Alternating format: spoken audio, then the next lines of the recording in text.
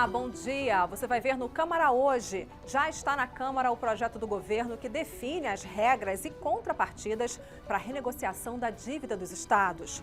Professores e alunos ficam em lados opostos no debate da comissão que analisa a proposta da escola sem partido. Na Comissão da Reforma da Previdência, relator já avalia a necessidade de mais tempo para os debates e estica a previsão para apresentar o texto final. Hoje é sexta-feira, 24 de fevereiro. Agora em Brasília, 9 horas e 1 minuto. Esses são os destaques do Câmara hoje, que já está no ar.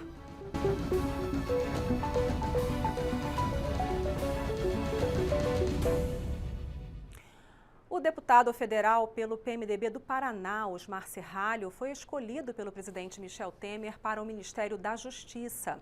A escolha contempla a demanda da bancada do PMDB na Câmara, que vinha pleiteando mais espaço no governo. E o presidente Michel Temer também anunciou mudança na liderança do governo aqui na Câmara. Para falar sobre tudo isso, a gente vai direto para o Salão Verde conversar com a repórter Mariana Prischitski.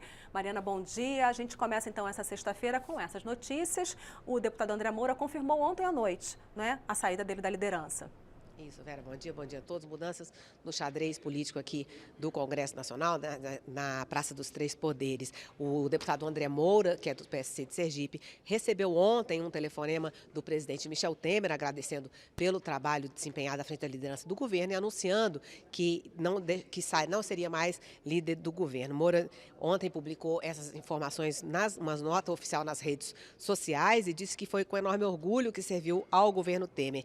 E no texto dele ele diz que, além do agradecimento pessoal a Temer, agradeceu em especial pelo trato corriqueiro, o apoio do ministro Eliseu Padilha, do ex-ministro Gedel Vieira Lima, e também citou o ministro Antônio Baçaí, Sandro Mabel, que, segundo ele, líderes que entendem a dinâmica, funcionamento e força da Câmara dos Deputados. Uma curiosidade, ontem era aniversário do deputado André Moura, que estava nesse cargo de líder do governo desde 18 de maio do ano passado. 6 dias depois, portanto, que da confirmação de Michel Temer no cargo da presidência da República como interino, depois do afastamento de Dilma Rousseff decidido pelo Senado Federal. E a importância desse cargo é bom dizer. O fato de articular as votações aqui na Câmara dos Deputados, votações de interesse do Planalto, e esse cargo ganha visibilidade e importância, então, em momentos de projetos polêmicos, como o Planalto tem no momento aqui na Câmara dos Deputados, propostas como a reforma da Previdência e a reforma trabalhista. Por enquanto, a mesa da Câmara não tem informação, não foi oficialmente informada de um novo nome para substituir o líder do governo na Câmara aqui, Vera. Mariana, agora, essa outra mudança que envolve o deputado Osmar Serralho indo para o Ministério da Justiça também tem um impacto aqui. O deputado é um deputado de muitos mandatos, né, aqui na Câmara. É isso, Vera, é um deputado de destaque, um deputado que está na Câmara desde 1999, são 5 mandatos seguidos. E ele teve, em 2005, por exemplo, ele foi relator da CPMI, Comissão Parlamentar Mista de Inquérito dos Correios, que acabou investigando o mensalão e a denúncia de compra de votos de parlamentares pelo Palácio do Planalto. 10 anos depois, em 2015, ele foi relator da proposta de emenda à Constituição 2015, polêmica, que transfere para o Congresso a palavra final sobre a demarcação de terras indígenas. Essa PEC já foi aprovada na comissão especial, aliás, e aguarda análise em 2 turnos do plenário. Ele também foi relator de uma proposta de emenda à Constituição que não foi votada ainda na comissão especial, que muda a forma de escolha dos ministros do Supremo Tribunal Federal. Em vez de todos escolhidos pelo Planalto, essa proposta que ele relata prevê que dos 11 ministros, 4 seriam indicados pelo presidente, 4 alternadamente pela Câmara e pelo Senado e 3 pelo Supremo Tribunal Federal. Essa proposta está na comissão especial, ele relatava, portanto, está esperando ainda um novo relator, continuidade dos trabalhos dessa comissão, para depois ir para o plenário da Câmara. Além disso, Osmar Serralho foi primeiro secretário da Câmara, disputou no início desse ano a primeira vice-presidência da Câmara, mas acabou sendo derrotado e também ano passado foi presidente da CCJ, Comissão de Constituição e Justiça aqui da Câmara, considerada a comissão mais importante da Casa, ele que é advogado, comandou, entre outras votações importantes na CCJ, a admissibilidade da reforma da Previdência, que foi votada em 14 de dezembro do ano passado, um debate polêmico lá na CCJ, que durou mais de 10 horas de comissão. Ele vai substituir Alexandre Moraes, que teve essa semana a nomeação para o Supremo Tribunal Federal aprovada no Senado.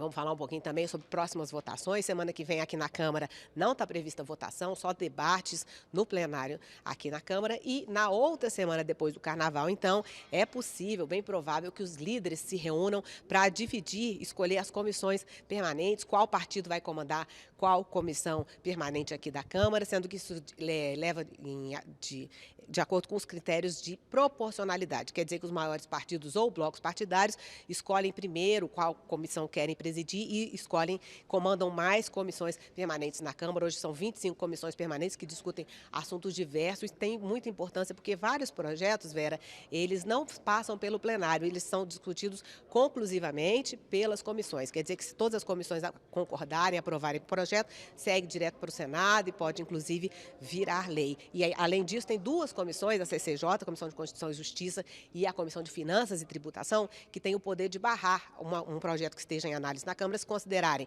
a CCJ se o projeto não é constitucional e a Comissão de Finanças e Tributação, se considerar que um projeto não respeita orçamento, não está previsto no orçamento, eles podem barrar esses projetos que param, então, deixam de tramitar na Câmara dos Deputados. Vera. Obrigada, Mariana. Então, é diante de todo esse cenário político aí, essa nova movimentação política na Câmara, que a gente retoma, os deputados retomam, depois do Carnaval, algumas análises de propostas importantes, entre elas o projeto que define regras para a renegociação da dívida dos estados, que já chegou aqui na Câmara nesta quinta-feira. Entre as contrapartidas que devem ser oferecidas pelos estados, estão a venda de empresas públicas e a aprovação de um teto de gastos, semelhante ao que foi aprovado para a União. Estados como Rio de Janeiro e Rio Grande do Sul vêm atrasando os salários de servidores públicos e pagamentos para fornecedores. Com a queda na arrecadação de impostos, os governos dizem que não têm dinheiro. No final de 2016, o Congresso aprovou um projeto de lei complementar que permitia aos estados adiar o pagamento das dívidas com a União. Mas o presidente Michel Temer vetou parcialmente a proposta, porque ela não incluía contrapartidas.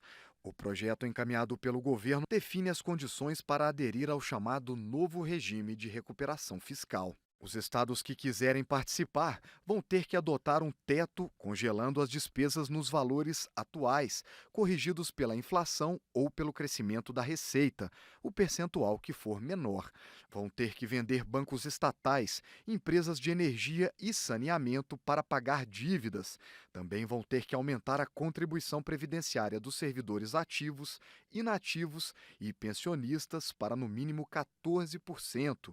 Reduzir incentivos fiscais para empresas, eliminar benefícios para servidores estaduais que não existam no regime jurídico da União, criar o regime de previdência complementar, que já existe na União desde 2013. Os estados também ficam proibidos de sacar dinheiro de depósitos judiciais, de criar despesas permanentes, de fazer publicidade, a não ser de saúde e educação, de transferir dinheiro para entidades da sociedade civil e outros entes da federação. Em troca desses compromissos, o projeto permite que os estados suspendam o pagamento da dívida por 3 anos, prorrogáveis por mais 3, com retomada progressiva. Os governos também vão poder tomar novos empréstimos, mas só para financiar os ajustes, com ações de programas de demissão voluntária de servidores, modernização da cobrança de impostos, auditorias em folha de pagamento e renegociação de dívidas. Para participar do programa, o Estado precisa comprovar a dificuldade financeira e concordar com as contrapartidas exigidas. O Estado do Rio de Janeiro é o primeiro na fila para assinar o acordo. Várias das condições necessárias para isso, inclusive, já foram aprovadas pela Assembleia Legislativa. Mas outros estados também enfrentam forte recessão. O que pode ser, do ponto de vista jurídico, mais recomendado é que venha expresso e positivado na lei, que esteja de forma expressa, designada quais são as contrapartidas, para exatamente coibir tratamentos diferenciados para situações idênticas. Você não poder tratar um Estado que tenha uma relação política de forma mais branda e um Estado que possa ter amanhã ter acusações de perseguição. Falta generosidade, falta visão de grandeza, quando você quer obrigar a que os estados privatizem as poucas estatais que ainda têm e que prestam um serviço público importantíssimo. Aliás, a Câmara já se manifestou sobre isso. Fizemos uma discussão aqui sobre a renegociação das dívidas dos estados e não aceitamos impor aos estados as contrapartidas. E o presidente da Câmara, deputado Rodrigo Maia, acredita que o diálogo será fundamental. O governo federal entende que sem aquelas contrapartidas aprovadas em projeto de lei complementar, o governo federal não tem condição de assinar nenhum tipo de acordo de recuperação fiscal com nenhum estado, nem com o Rio. Então, como é que nós vamos resolver isso? Vamos conversar, vamos dialogar. Eu acho que o debate, o diálogo é o melhor caminho para se encontrar uma solução para isso. O problema é que o Rio de Janeiro e os servidores públicos do Rio de Janeiro, de serviços essenciais principalmente, eles precisam ter uma solução, porque daqui a pouco para a segurança, para a saúde, para a educação e aí não é bom para ninguém. Então, nós temos um problema, precisa ter uma solução. E a comissão especial que discute o projeto de escola sem partido realizou mais um debate nesta quinta-feira. Dessa vez, vieram à reunião professores, estudantes e advogados. Uma proposta que pretende assegurar a neutralidade da educação no ambiente escolar, mas respeitando os valores familiares. Há quem veja nas 6 propostas que, reunidas, foram apelidadas de Escola Sem Partido, uma possibilidade de acabar com a doutrinação partidária nas escolas. Mas quem é contra argumenta que isso vai limitar a liberdade de expressão dos professores. Nesta audiência pública, a professora da área de Ciências Sociais garantiu que a proposta da Escola Sem Partido vem para assegurar uma necessidade do ensino, a pluralidade. Se você pode dar ao teu aluno a faculdade de conhecer várias concepções de um determinado conhecimento, você está fomentando o pluralismo, você está falando aquilo que é a tua preferência, aquilo que não é, e deixando o teu aluno com a experiência de vida dele e com o que ele aprende no âmbito privado, em casa, colocar a postura que mais o interessa. O que não pode é usar o espaço público para invadir o campo que é privado, é da família. Não é o que pensa a presidente da União Brasileira dos Estudantes Secundaristas. Camila acredita que a proposta limita a atuação dos professores dentro do ambiente escolar e que isso é ruim para os alunos. O que nós defendemos é que o professor ele possa exercer a sua função, que ele possa opinar, que ele possa cada vez mais cativar o estudante a ter um pensamento crítico, mas que ele não tenha que colocar a sua opinião política, a sua opinião pessoal nisso. A escola tem que ser política, mas não política no sentido partidário, política no sentido de debater. Durante as discussões, este advogado garantiu que o Escola Sem Partido é um projeto absolutamente constitucional e legal e que estimula a discussão política no ambiente escolar. O projeto Escola Sem Partido não está trazendo nenhuma obrigação, nenhum dever, nenhuma imposição nova. Ele, na verdade, está traduzindo na linguagem de deveres o que no nosso ordenamento jurídico já consta na linguagem de direitos. Por exemplo, quando a Constituição Federal traz o direito à liberdade de crença, se a Constituição traz esse direito, isso acarreta, logicamente, a um dever. Dentro da sala de aula, os estudantes têm o direito à liberdade de crença. Logo, os professores têm o dever de não violarem o direito à liberdade de crença dos estudantes. Então, não estamos trazendo nenhuma regra nova, mas apenas trazendo na linguagem de deveres o que já está na linguagem de direitos. Apesar de ser um tema que divide bastante as opiniões, depois de algumas audiências públicas, o relator do Escola Sem Partido admite que começam a ficar claros alguns pontos de consenso sobre a proposta. Esse é um consenso que existe desde uma extrema esquerda a uma extrema direita. A liberdade de ensinar e de aprender, né? E aí entram as divergências no primeiro ponto, que é da liberdade de ensinar. Não é? Que tem a liberdade de cátedra, a liberdade de expressão. Então, eu vejo que a gente está bem ainda nesse início, parado nessa discussão, né? Do que é a liberdade de expressão, o limite da liberdade de expressão até a liberdade de cátedra, né? E a partir dali, então, o que o professor teria como dever de passar para o aluno, deixando de lado a sua liberdade de expressão. Olha, como a gente tem mostrado nas últimas semanas, uma comissão especial aqui da Câmara está debatendo a reforma da Previdência. Além do debate em si, um elemento essencial nesse processo é o tempo. O relator já apresentou um plano de trabalho que está no centro dessa disputa.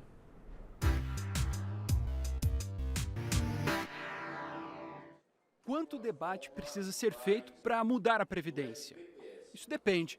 A previsão inicial da comissão era fazer 9 audiências com especialistas. Nós queremos fazer uma reforma, mas não uma reforma a toque de caixa, como está se colocando aqui. Está muito rápido e nós achamos que é preciso ter mais tempo para negociar. A reclamação deu resultado. A comissão vai fazer outras 4 reuniões. Já estamos tendo várias audiências públicas, teremos um seminário internacional na comissão especial, dando oportunidade a todos, favoráveis e contrários, a manifestar-se e, obviamente, cada um defender o seu ponto e aquilo que acredita. A previsão inicial do relator era apresentar uma conclusão no dia 16 de março. Isso deve mudar. O relatório ficaria para o final do mês. A ideia dele é dar pelo menos um mês para discutir as mudanças. Se isso for mantido, a votação ficaria para o final de abril. O tempo é um elemento essencial nessa disputa, porque ele é o limite para realizar a mobilização social ou negociar politicamente uma saída. E tem mais um detalhe importante aí, o prazo para apresentação de emendas, ou seja, de sugestões de mudança no texto.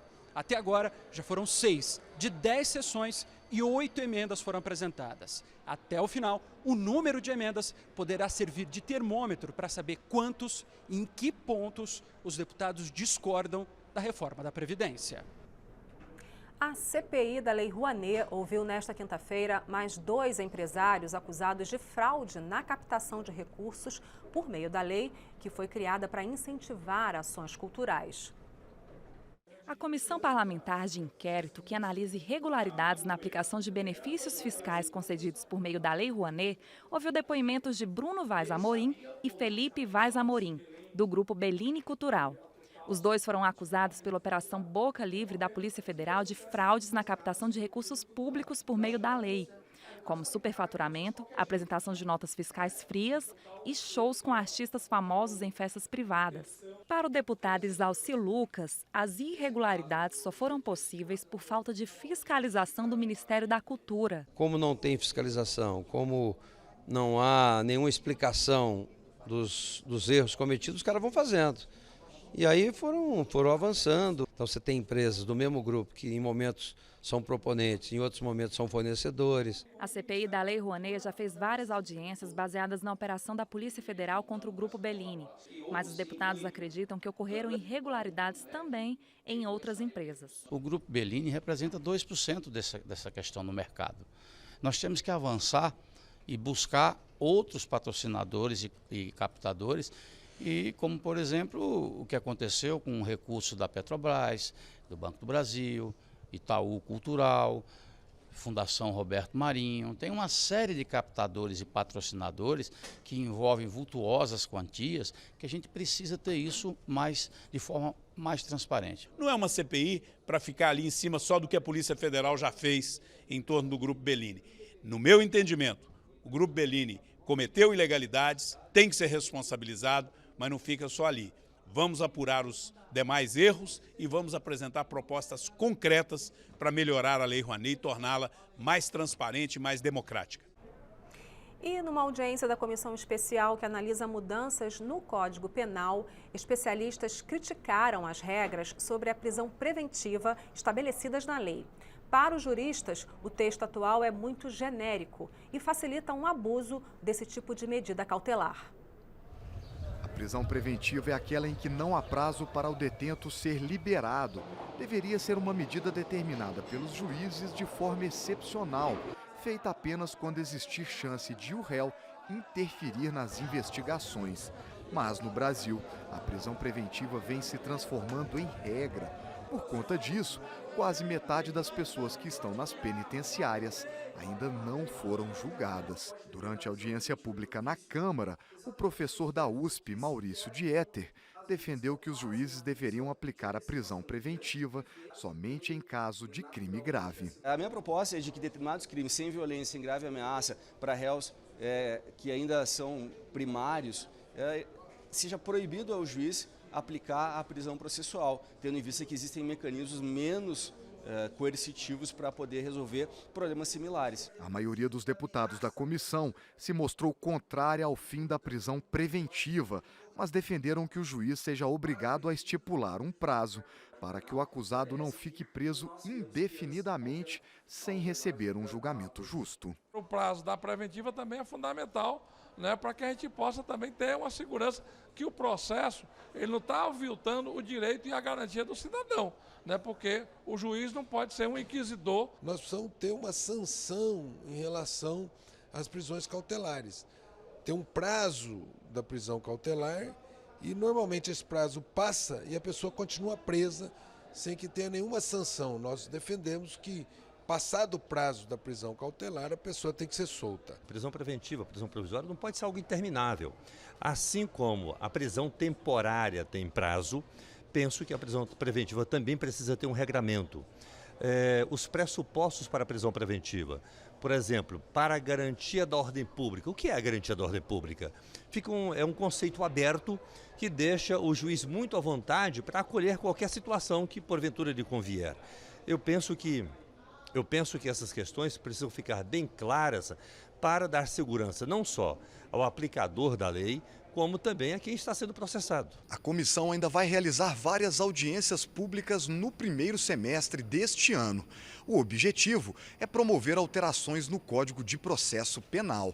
Para isso, foram escolhidos 5 relatores setoriais que vão ajudar o relator, deputado João Campos, a formatar o texto final, que deverá ser votado na comissão em abril.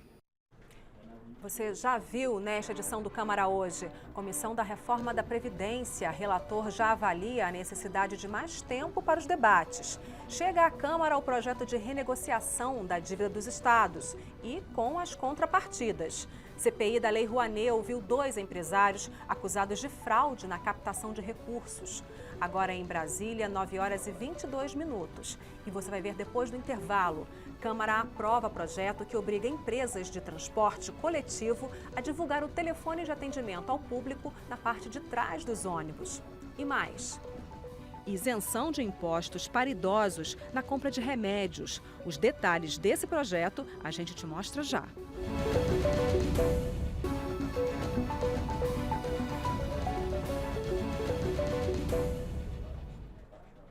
Em Brasília, 9h24. O Câmara Hoje está de volta. A Câmara aprovou um projeto de lei que obriga empresas de transporte coletivo a divulgar o telefone de atendimento ao público na parte de trás dos ônibus. O objetivo é que a população tenha como denunciar irregularidades cometidas pela empresa ou pelo condutor. A proposta agora vai ser analisada pelo Senado antes de virar lei.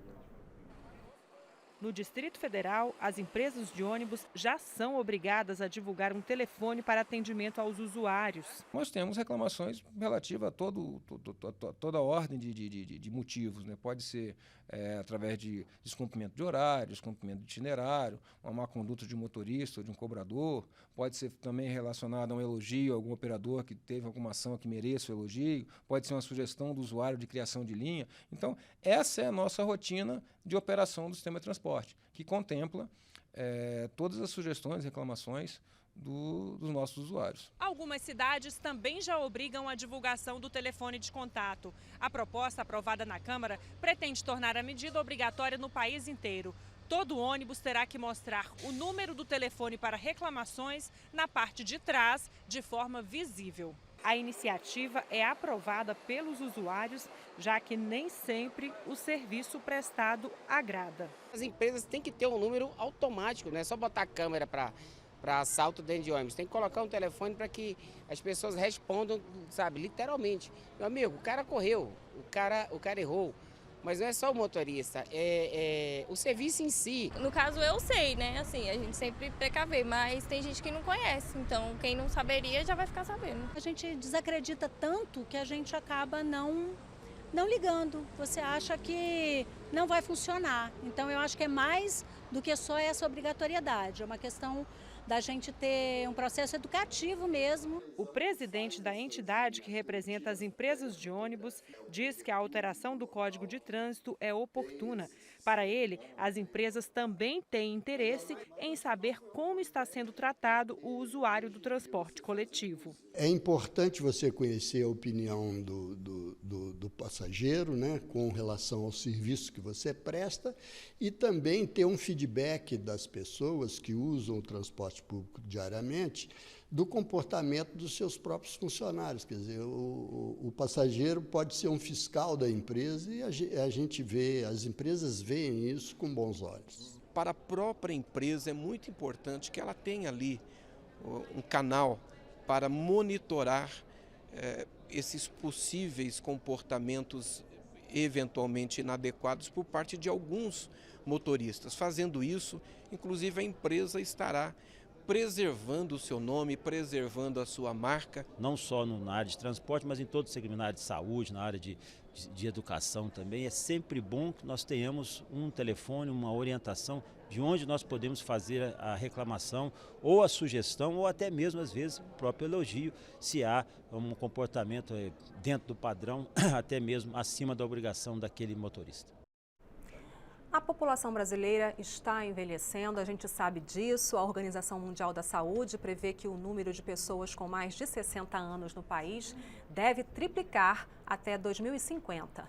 Para facilitar o acesso dessa parcela da população aos medicamentos, a Câmara analisa um projeto de lei que isenta idosos de pagarem impostos na compra de remédios. A proposta foi aprovada na Comissão de Defesa dos Direitos da Pessoa Idosa e agora aguarda a análise da Comissão de Finanças e Tributação. O aposentado Abiatar Cabral de Andrade tem 84 anos e já sofreu 3 infartos. Há 20 anos, ele toma diariamente mais de uma dezena de remédios de uso controlado. Alguns deles custam mais de R$200. Uma pessoa como eu, que ganho R$ 1.480 por mês, 1.840, se não fosse meus filhos me ajudar, como era que eu ia viver? Que eu gasto R$800 de remédio, tá aqui os remédios. R$800 de remédio eu gasto. Um projeto de lei em discussão na Câmara quer que idosos atendidos pelo SUS sejam isentos de impostos na compra de medicamentos. O autor do projeto, o deputado Francisco Floriano, ressalta que no Brasil a carga tributária de medicamentos chega a 30% do valor do remédio, quando a média mundial é de 6% de impostos. Nós temos aí quase 80% da população idosa que compra e depende de medicação de 3 a 5 medicamentos. Diariamente a pessoa precisa e depende desse medicamento, já que já avançou na idade e que muitas das vezes é necessária essa medicação. Este geriatra concorda que a iniciativa vai facilitar a vida dos mais velhos, mas destaca a importância da prevenção e dos bons hábitos de saúde ao longo da vida para evitar que o idoso dependa de tantos medicamentos. Hoje no Brasil, a maioria precisa usar medicamentos. Os idosos que têm ao longo da vida acometimento de maior comorbidade ou têm uma maior desvantagem em relação ao cuidado da saúde, habitualmente envelhecem com uma maior necessidade de uso de medicamentos ao fim da vida.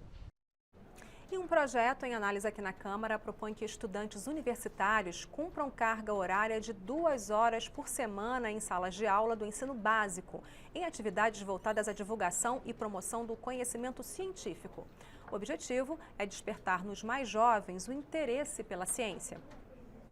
Não é difícil sensibilizar um jovem brasileiro para o desafio de aprender um esporte ou a música. Mas e na ciência?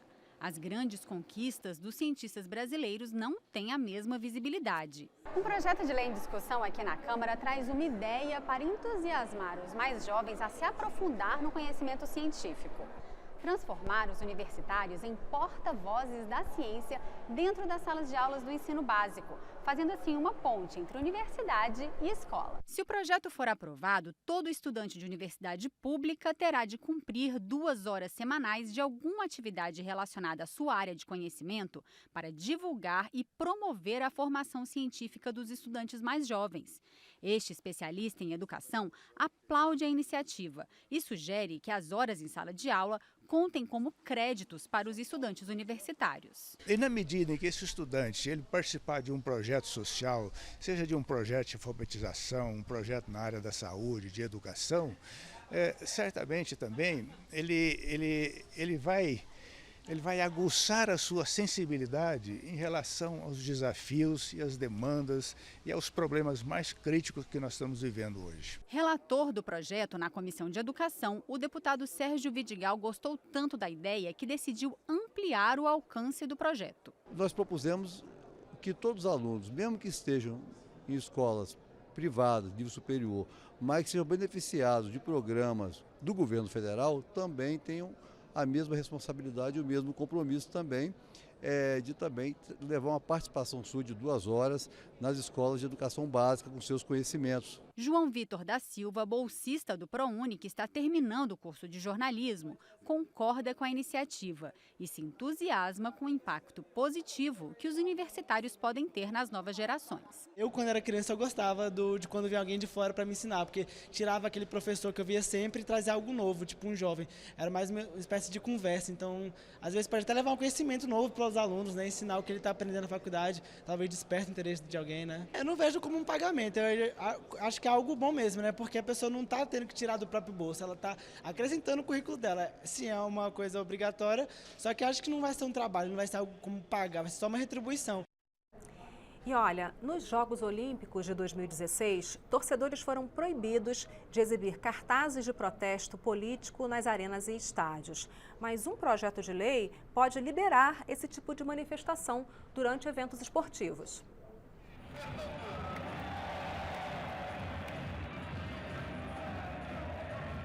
O barulho da torcida é um dos principais elementos do espetáculo do esporte, mas o Estatuto do Torcedor proíbe nos estádios a exibição de cartazes, bandeiras e qualquer manifestação ofensiva. Isso inclui conteúdo racista e de ódio aos estrangeiros. O problema é a interpretação desta lei. Na Olimpíada, a legislação foi utilizada para impedir a manifestação de torcedores que exibiam cartazes contrários ao governo Michel Temer. Já no Campeonato Paulista do ano passado, faixas contendo críticas à Federação de Futebol do Estado também foram confiscadas. Agora, um projeto muda a lei para garantir ao torcedor a liberdade de expressão e manifestação, desde que evitem mensagens de ódio. A proposta já foi aprovada na Comissão do Esporte e teve como relator o deputado Raimundo Gomes de Matos. Essa matéria foi aprovada na Comissão de Esporte, houve um debate, né? Não houve nenhuma objeção, nem como também emendas ao texto apresentado pelo Ivan Valente, a fim de que nós possamos normatizar, né, esse direito que tem, né, todos nós, da livre liberdade de expressão, que é da nossa Constituição, do processo democrático brasileiro. Entre os torcedores, as opiniões se dividem sobre essa mudança na lei. Como a gente vive num momento político ruim, pessoas que não vou censurar elas, mas que não tem nada a ver com o futebol ou com o evento que esteja ocorrendo, ele vai lá e faz a manifestação dele e tal. Isso é válido? É válido. Vai caber às outras pessoas que estão do lado dele concordar ou não. Isso pode gerar um outro tipo de conflito? Pode. Qualquer forma de manifestação é válida, senão se torna uma ditadura, entendeu? Não existe isso de você proibir a pessoa de expor sua opinião. E você proibir a pessoa de entrar com uma faixa ou com um cartaz não vai evitar uma briga no estádio. A proposta agora vai ser analisada pela Comissão de Constituição e Justiça e depois pelo plenário. Se for aprovada, vai ser encaminhada para o Senado. E a Comissão de Defesa dos Direitos da Mulher realiza, a partir do próximo dia 6 de março, a exposição Mulher Como Te Vejo. A mostra foi feita por estudantes do curso de Artes Plásticas da UNB. Eles traduziram em diferentes expressões artísticas a sua própria visão de feminilidade.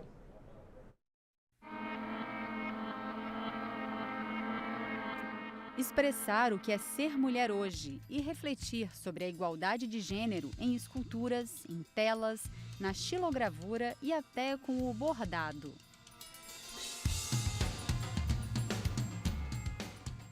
O questionamento do papel da mulher e a busca pela valorização do feminino surgem não apenas nas telas. Para essa exposição, os estudantes trabalharam diferentes linguagens artísticas.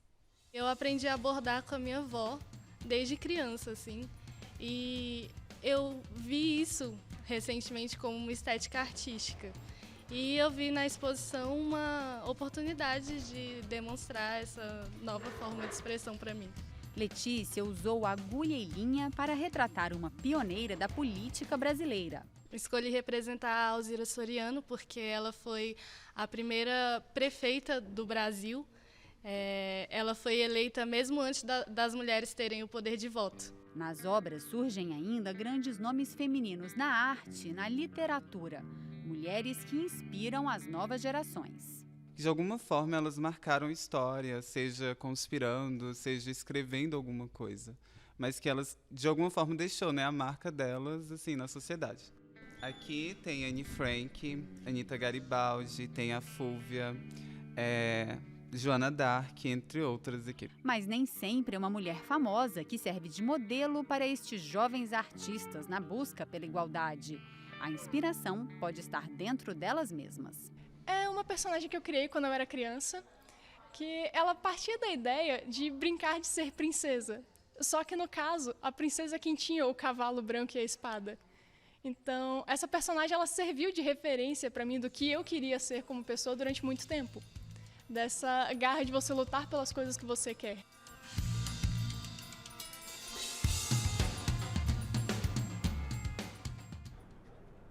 A exposição vai de 6 a 17 de março no espaço Mário Covas, aqui no anexo 2 da Câmara.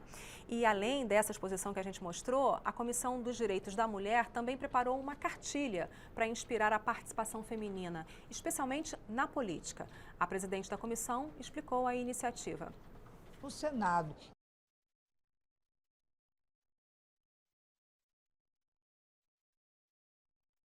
A cartilha do empoderamento da mulher foi a finalização da primeira comissão permanente da mulher na Câmara dos Deputados. Nós pegamos todas as mulheres, as contribuições que elas tiveram na comissão, fizeram um artigo, fizeram um perfil para se mostrar a outras mulheres como são as mulheres empoderadas, para que com isso sirva de exemplo e de vontade para que elas possam chegar nos parlamentos brasileiros, nas câmaras de vereadores, nas assembleias legislativas, na Câmara Federal, no Senado.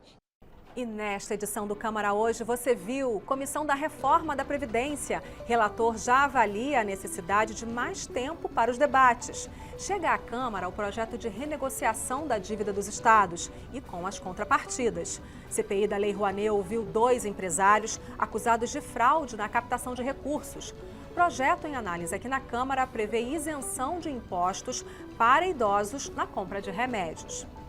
E esta edição do Câmara Hoje está chegando ao fim. A gente pode voltar a qualquer momento durante a nossa programação com mais informações para você. Hoje é sexta-feira, 24 de fevereiro. Para você, um ótimo fim de semana e um ótimo carnaval.